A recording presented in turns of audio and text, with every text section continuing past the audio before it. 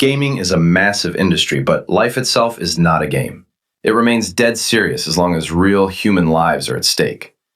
Basically, there are two ways you can respond to the latest tech, such as the far-reaching gamification of our society. Either you understand that technology makes our lives more convenient without necessarily improving us as human beings, or the technology takes you over as just another player. In that latter case, the games start to look more and more like reality, until you can no lightheartedly tell the difference anymore. Naturally, you can mold medical research into a game format to find solutions faster, but don't forget, the diseases, the patients, and the solutions themselves remain real as life.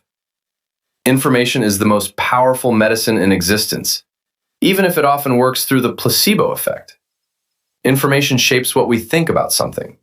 And the insidious part of this information game is that this influence occurs more and more on a subliminal level. I deliberately do not call it an intelligence game, because the very goal of this game is for us to shut down our critical thinking. They want to get us to a level where we only think, hey, how nice, I was just thinking about that.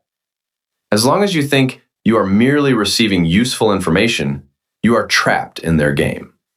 The creators themselves prefer to call it collecting war-related intelligence.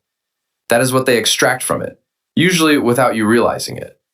Openly calling it an intelligence game would simply give you too much information.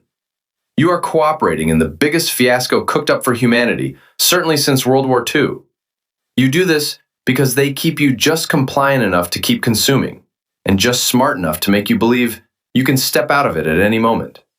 But you will never succeed in the latter, as long as you keep pressing New Game. How is it possible that you still go along with it? Because the innocence card is played time and time again. From the most unexpected corners, you get an offer to participate in something fun and innocent.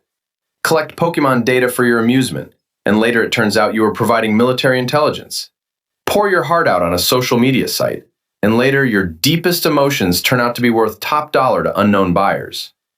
This information game is in everything, but it is only the top layer that is only visible to those with enough authority within the organizations. It is played by the entire financial military monster that manages everything. An average bank employee or soldier does not see this meta structure. They are deliberately kept in the dark to be deployed as efficient worker bees.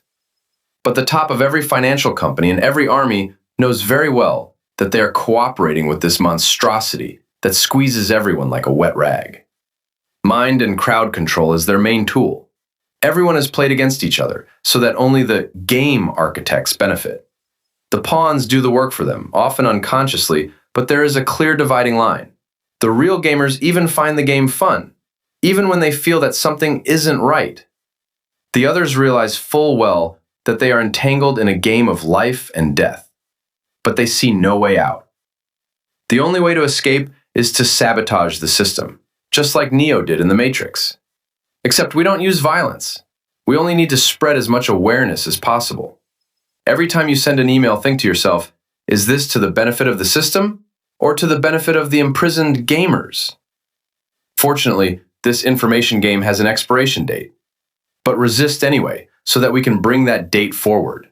Just like in Spielberg's Disclosure Day with Jane, more and more real people are beginning to realize that they are being used by a mind control monster.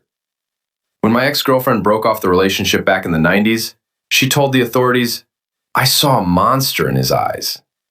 That monster was already in my head back then via synthetic, and thus unwanted telepathy.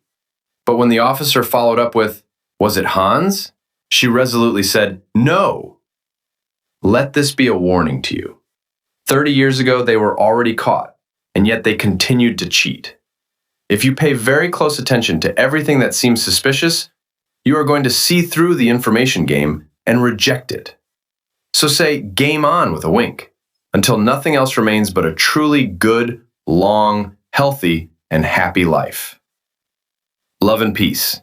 Hans J.C. Bakker.